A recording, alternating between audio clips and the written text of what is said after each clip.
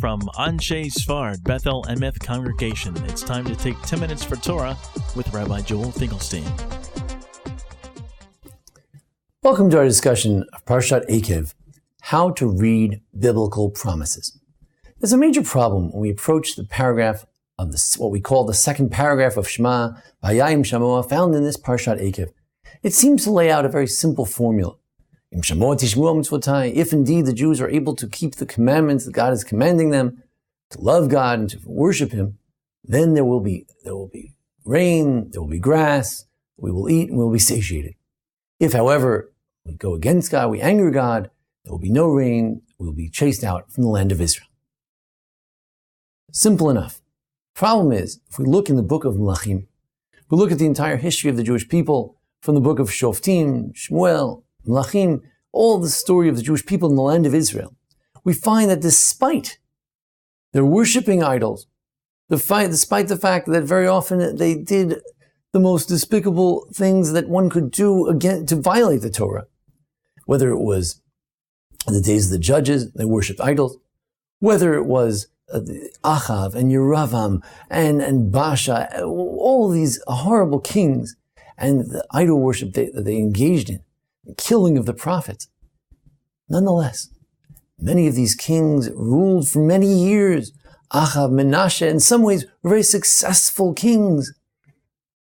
Things didn't seem to pan out the way they did in Vayayim Shamoah, in our Parsha. How do we understand the discrepancy between the long period of the Jewish people living in the land of Israel and the Parsha which says when we worship idols, we'll be chased out from the land?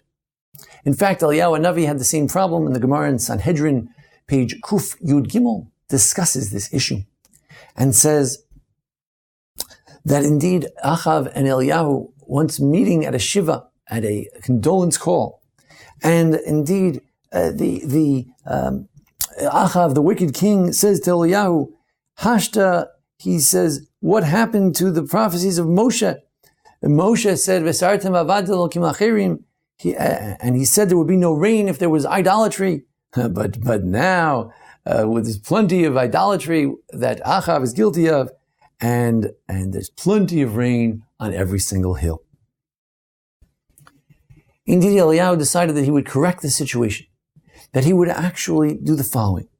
He would declare that there would be no rain. There would be no rain in these years. Torah said there would be no rain if you worship idols. Eliyahu saw to it through his own declaration that there would be no rain because of their sinfulness. Strangely enough, God seems to somehow differ with him.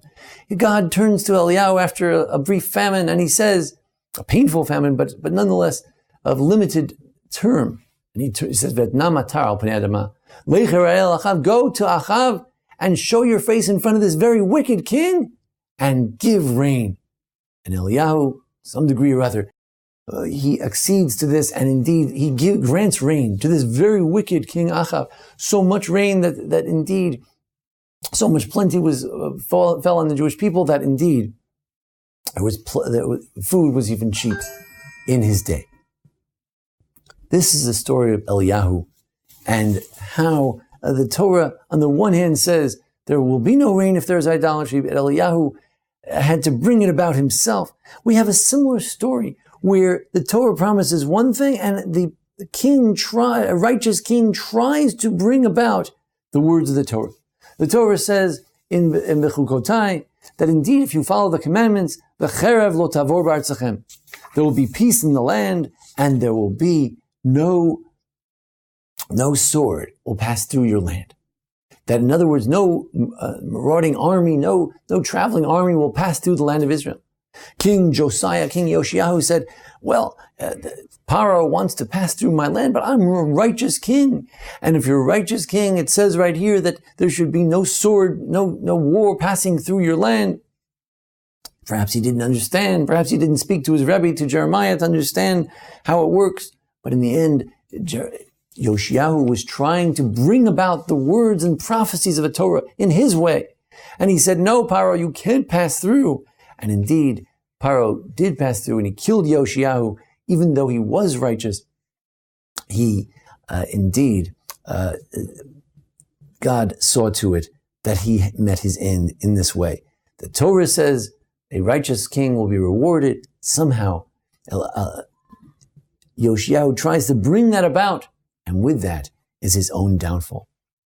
The notion that somehow the Torah can promise one thing, and in reality, things unfold in a slightly different way. Yes, in the end, the sinfulness of the Jews would do them in, and they would be wasted from the land of Israel, as the Parsha promises, but on God's timetable. But this notion of reading biblical prophecies in this unusual way is found in the story of Rabbi Shua ben Levi.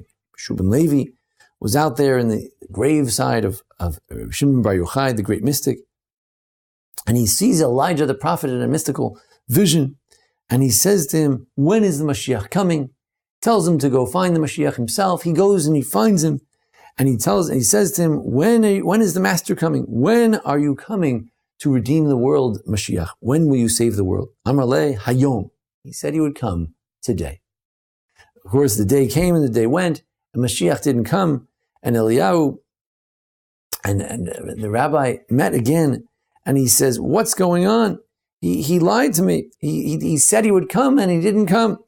And Elijah answered, oh, hachi amalcha. What he meant was as follows, says the Gemara in Sanhedrin Tzadiches. Hayom mibekolo tishma'u. Yes, Mashiach will come today. Im bekolo tishma'u. If you hear the words of God, then Mashiach will indeed come today. Here, Mashiach himself makes a prophecy, a promise of sorts, and he says, I'm coming today.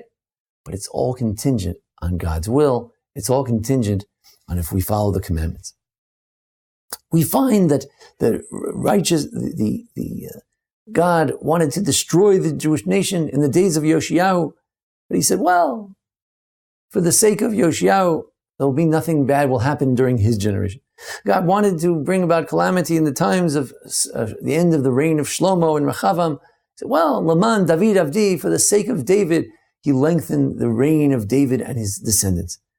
God seems to have his own cheshbonot, his own calculations. Even when we seem to know the will of God, the promise of God, we seem to know what's going to happen next.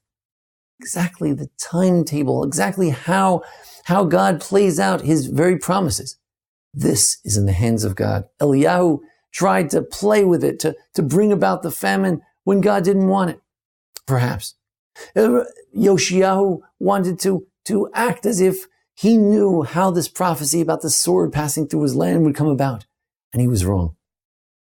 Apparently, this paragraph, while eventually, of course, it comes true. Of course, every prophecy, no prophecy goes unfulfilled. But how, and when, and on what day, that's the choice of God. Sometimes we think we understand, we know, we read the verses, we think we know the future. Truth is, exactly how the plan is carried out, how God carries out, which generation, and how much time, what the timetable is, this is not something a human being can know. This is something, as history unfolds, we discover God's magnificent plan and the way the world works. Thank you for joining us here at the Anshe Sfar Bethel Emeth congregation for our discussion of Parshat Eikev. Join us each week for our discussion, other Parshiot, how-to videos. Thanks to Jason Lefkowitz for making today's presentation possible. Thank you. This has been 10 Minutes for Torah with Rabbi Joel Finkelstein.